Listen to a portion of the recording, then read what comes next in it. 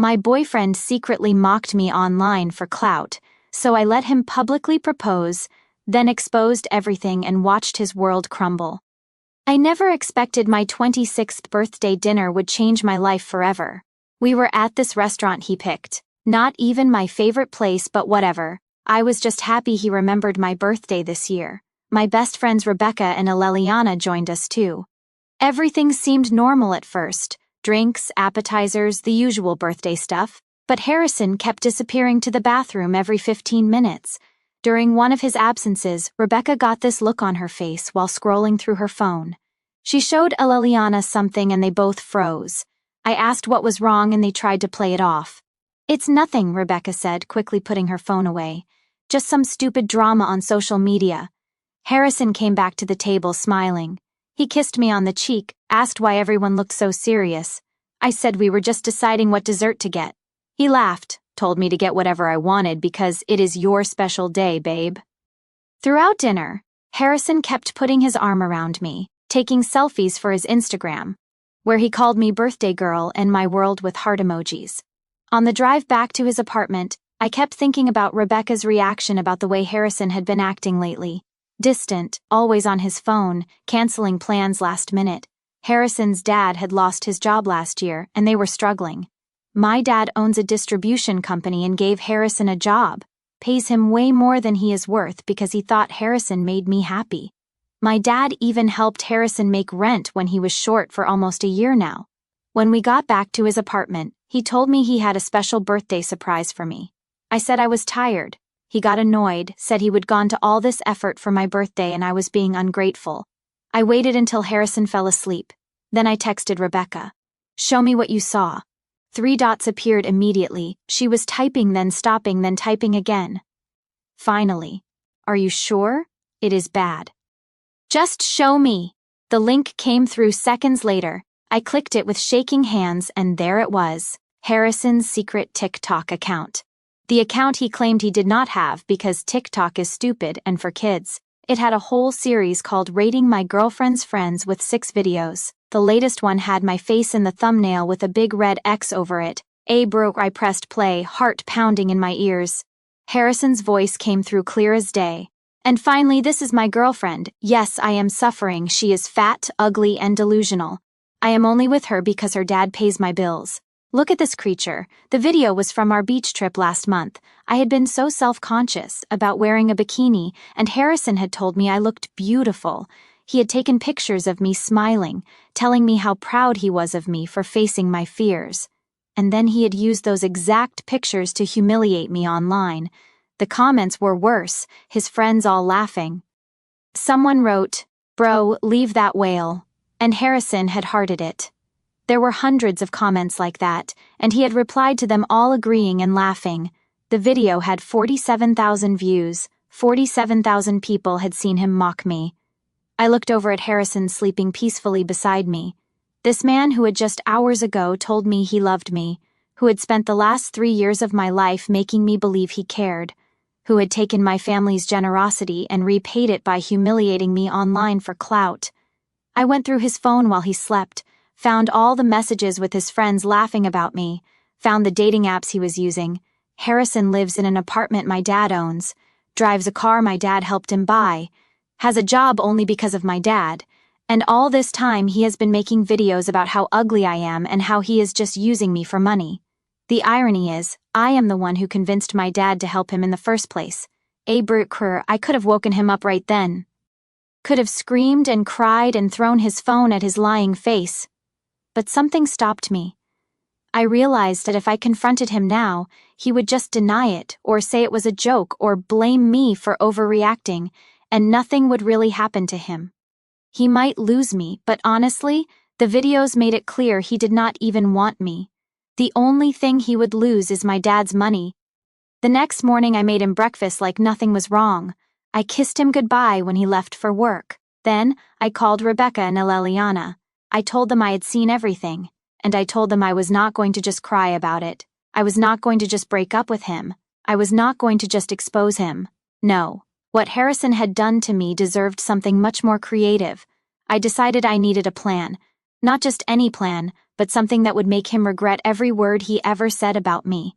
I spent the next 3 days researching everything about Harrison's social media.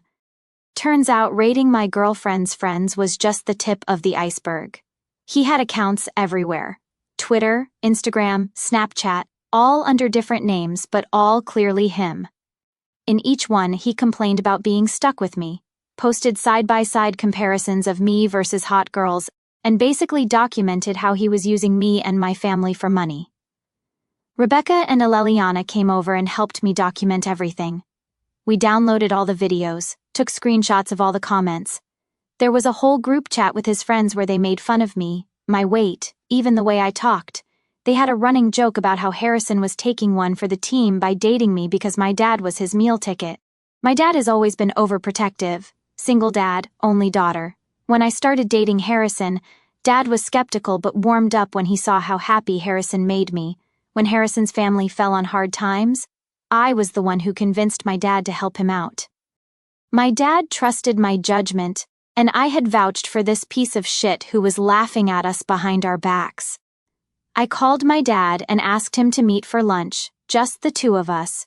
We met at his favorite steakhouse, and I could tell he knew something was wrong.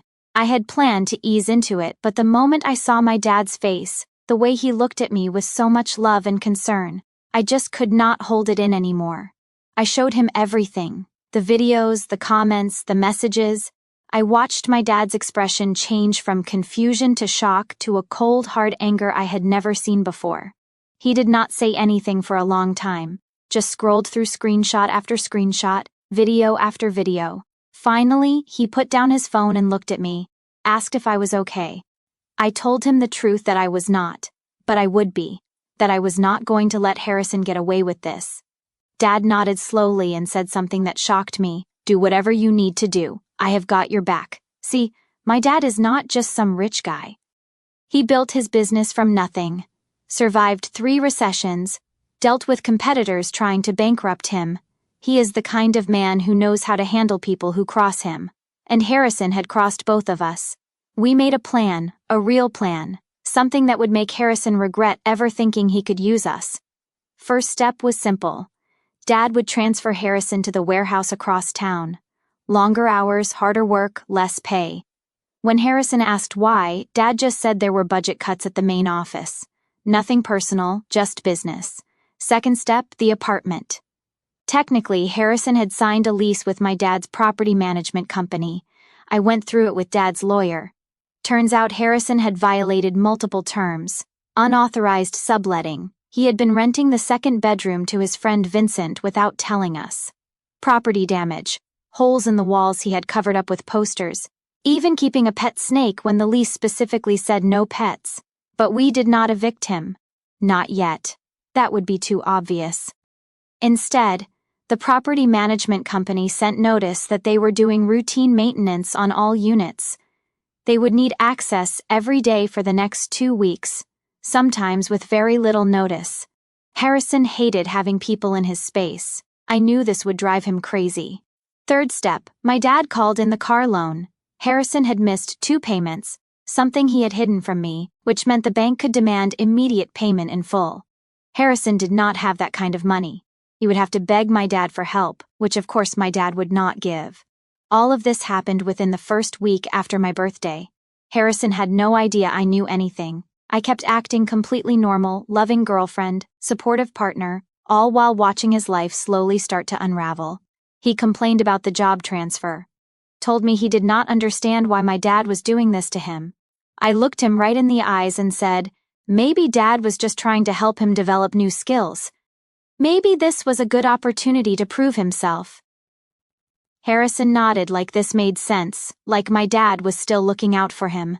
He complained about the maintenance people said they were coming at inconvenient times going through his things.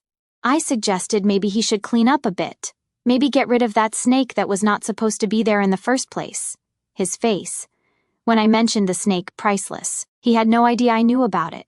He complained about the car loan, said the bank was being unreasonable. Asked if I could talk to my dad about helping him out. I said I would think about it, then deliberately changed the subject, left him hanging. Rebecca and Aleliana checked in every day. They were worried I might break and confront him.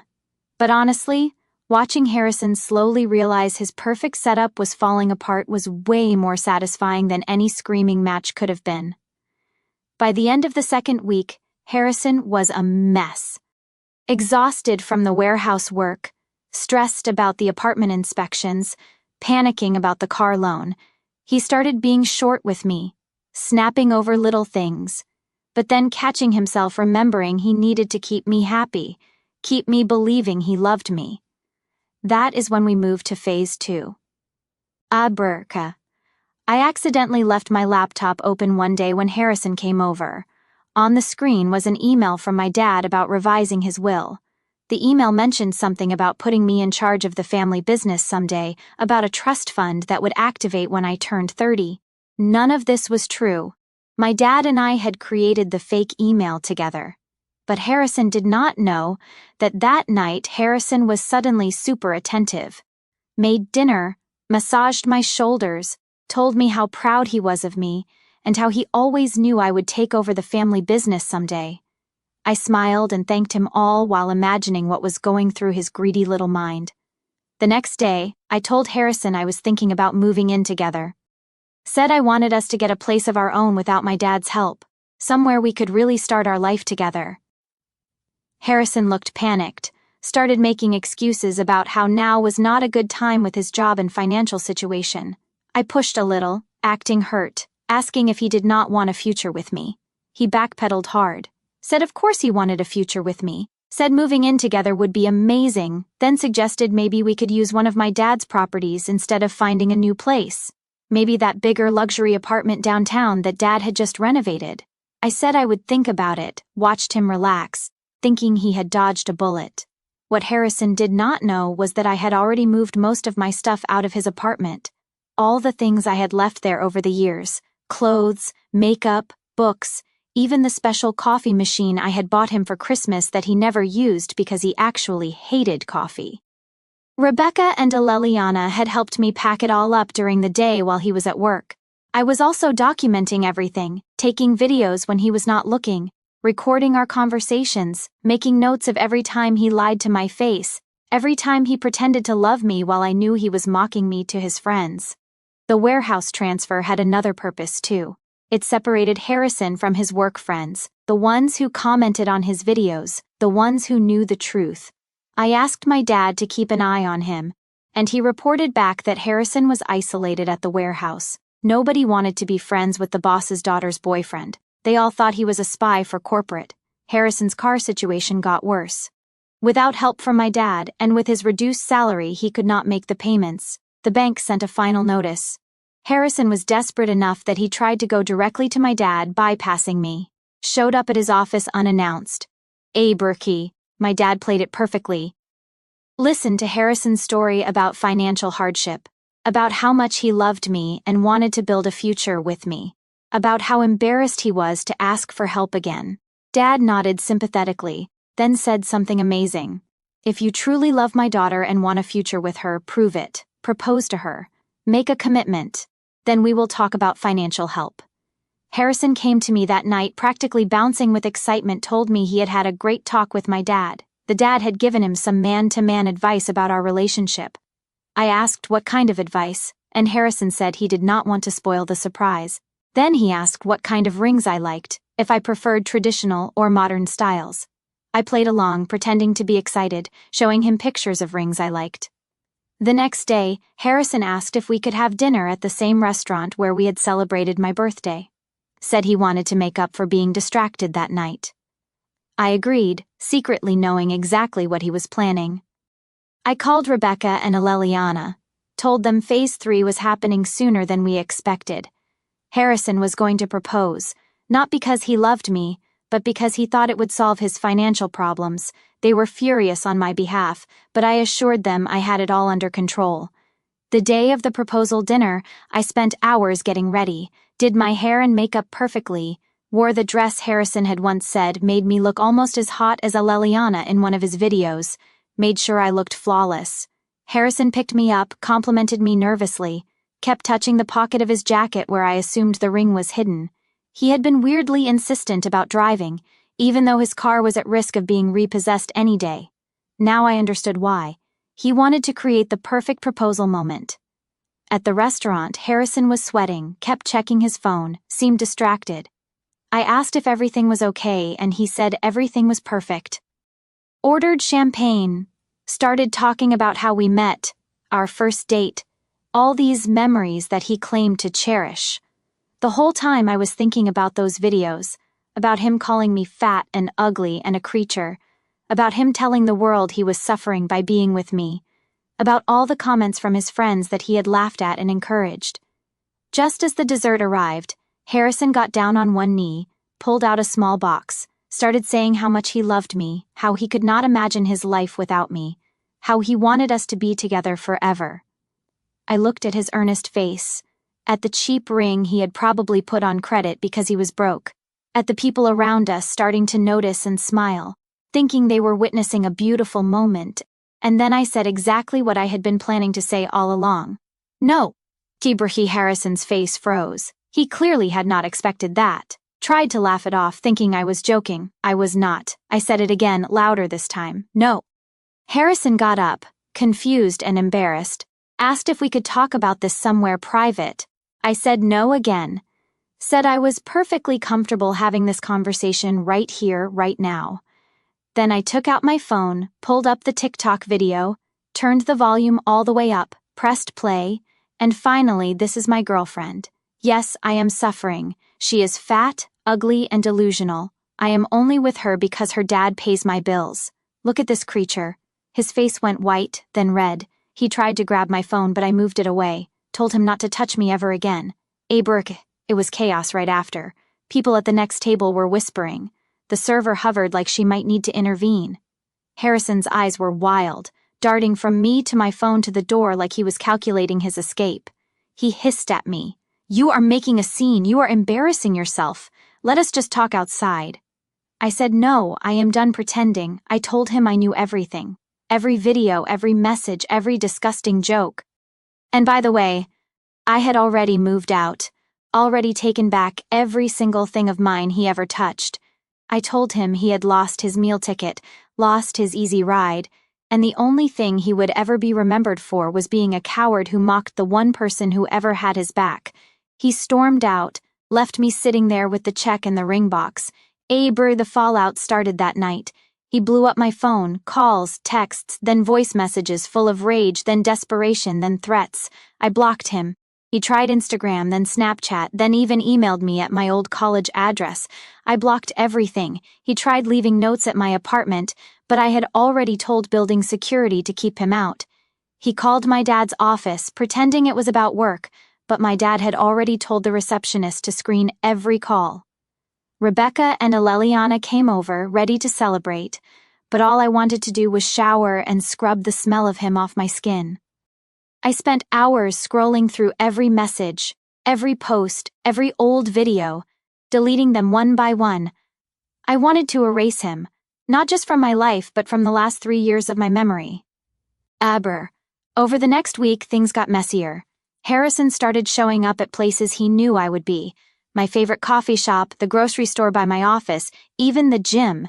He would hang around outside pretending to text, pretending to bump into me by accident. He would try to talk, try to apologize, but it was always the same. I am sorry you are upset. I am sorry you misunderstood. I am sorry you saw those things, but you know I love you. You know I need you. You know I cannot do this without you. I never gave him the satisfaction of a response. I walked past him like he was invisible. One night, Rebecca and I were leaving a bar when we saw his car idling across the street.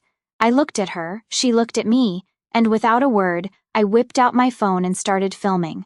I walked straight up to his window and asked if he was lost. He looked startled, then mad, then tried to play it off like he was waiting for a friend. I told him to leave or I would call the cops. He started to protest, but Rebecca was already on the phone. He peeled out, tires screeching, and that was the last time I saw him in person for a while. But the online stuff did not stop. He started posting vague crap about fake people and betrayal, and women who ruin good men. His friends jumped in, tried to DM me, tried to harass me, but I had already locked down everything. I changed my number, wiped my socials. I was not scared, I was just done. My dad offered to get me a security guard for a while, but I refused. I told him I had handled worse than a sad little man with a TikTok addiction. Meanwhile, I was working with my dad's lawyer. We sent Harrison an official notice about the lease violations, the pet snake, the subletting, the property damage. He had 30 days to vacate, but the maintenance checks kept coming, always with less warning, always at the worst times. He started calling the management company, yelling, demanding they stop harassing him, but all he got was polite apologies and reminders that he had signed the lease. He tried to get Vincent, his secret roommate, to fight it for him, but Vincent did not want to get involved. Suddenly, all those friends who laughed at his videos were nowhere to be found. The car was repossessed 3 weeks after the proposal fiasco. I did not even know until Rebecca texted me a picture of Harrison standing on the curb, arms crossed, watching the tow truck haul it away. I kept that photo. Sometimes I look at it when I need to remember what losing looks like. Work was the last thing to go. My dad transferred Harrison to the graveyard shift at the warehouse, which meant long hours, no sunlight, and the worst jobs. He tried to complain, but nobody cared. Everyone knew who he was now, and nobody wanted to be seen talking to him. The only reason he kept the job at all was because my dad wanted to keep him close long enough to finish the plan. So, while he was busy scrambling to keep his life together, I was building my case. I had screenshots, videos, emails, text logs, everything. I met with the lawyer every other day, compiling a file so thick it barely fit in a folder. Rebecca and Aleliana helped me sort through everything, organizing by date, by platform, by level of cruelty. I saw things in those group chats I can never unsee. Jokes about my body, my voice, my family. Even jokes about my mom who died when I was a kid. That one nearly broke me, but I refused to give him the satisfaction. My dad was relentless. Every time Harrison tried to get clever, like sneaking in through the building's back entrance or having friends call the company to complain about harassment, my dad shut it down. He had cameras installed in the halls, changed the locks, made sure the only people with access were the ones we trusted. Harrison tried to threaten a lawsuit, but the paperwork was airtight. All those years mocking my dad for being old-fashioned and paranoid suddenly did not seem so funny. The apartment was the last domino. 2 days before his 30-day notice was up, I got a text from Aleliana. He is moving out. I drove by slow just to see for myself. Harrison was dragging trash bags to the curb. Nobody was helping him. He kept looking over his shoulder like he thought someone was watching. I thought that would be it, but if you think a guy like Harrison just fades out, you do not know narcissists. 2 nights later, I came home and found the words "gold-digging whale" written in Sharpie on my apartment door. I laughed. I took a picture, texted it to my dad and the property manager, and spent the next hour scrubbing it off. I never called the cops. I wanted him to know I knew it was him, and I wanted him to know it had not worked. I was not scared. I was not even mad. I was bored. He tried to escalate. Started messaging my dad, pretending to have evidence that I had cheated on him, that I had stolen from him, that I was the abusive one. My dad did not even reply. The lawyer just added each message to the file. Harrison's last card was a letter, handwritten, left at my office front desk, begging for just one more conversation. The receptionist threw it out before I saw it. She knew the drill. Aleliana and Rebecca were worried he would try something worse. I told them I was not worried. I changed my routines, kept my phone on me, never walked home alone. I was not an idiot, but I also was not going to let fear run my life. About 3 weeks after his eviction, I got a call from the warehouse manager, my dad's friend, someone I had known since I was a kid. He told me Harrison had not shown up for his last 4 shifts, had not called in, had not picked up his last check. They had boxed up his locker and found it full of junk. Empty energy drink cans, ripped up notes, some old photos of us from when we first started dating. The manager asked if I wanted them. I said, "Throw it all out." Brr. Then Monday morning, I walked into my office and there he was, Harrison, sitting on the curb outside the building, holding a cardboard sign that said, "Please forgive me." He looked like hell. 3 days worth of stubble, eyes red, hands shaking. He did not look up as I walked past, just kept staring at the ground, clutching his stupid sign like it was going to change anything. The receptionist caught my eye and mouthed, He has been here every morning for 3 days. I shrugged. I told her, if he comes inside, call security. She said, already did. I sat at my desk, opened my laptop, and got to work. By lunchtime he was gone, but the sign was still there, propped up against the trash can outside. I took a picture, texted it to Rebecca, Aleliana, and my dad, just in case you wanted to laugh. Breke, that is all I have for now. I do not know what Harrison will try next, but I know that whatever it is, he will never get forgiveness, never get my attention, never get another chance. Last update. Part of me wondered if seeing Harrison outside my office would be the end, like he would finally hit rock bottom and disappear. But of course, that is not how guys like him work. If you have ever been used, humiliated, and then stalked by someone who is convinced you owe them forgiveness, you know the sign is never the end. It is just the start of a new game where the rules are even more pathetic. I kept waiting for him to escalate, but honestly, I think he had already run out of moves. Still, I was not stupid. I kept my phone on me at all times, checked the lobby before I left, told the receptionist to keep an eye out. I was not giving him an inch, not after everything. The next week was this weird limbo. Harrison did not show up again, at least not where I could see him, but I started hearing from people I had not talked to in years. Old college friends, distant cousins, even a girl from high school I barely remembered. Hey, is everything okay? Did something happen with you and Harrison? Someone saw him outside your work. I got a message from Vincent, who had not spoken to me since all of this started, and it was just this rambling wall of text about how Harrison was in a bad place. Maybe I could just meet with him for 5 minutes just so he can have closure. I blocked him without even reading the rest. I was done giving any of those people my time, energy, or empathy. If you are still friends with a man who built a brand out of shaming the woman who saved his ass, you are dead to me. Period. The official eviction process wrapped up. The apartment was trashed. Holes in the walls, beer stains on the carpet, a smell like something had died in the vents. The property company charged Harrison for every penny. My dad laughed when he saw the invoice. Karma, he called it. I agreed, but I did not really care about the money. I cared that he was finally officially out. One day at work, I got a call from the warehouse. The manager said Harrison had come in to pick up his last paycheck, tried to start an argument about being wrongfully terminated. The manager told him, "You were never terminated, you just stopped showing up." Harrison yelled, ranted about my dad, about how he was being set up, how he deserved better.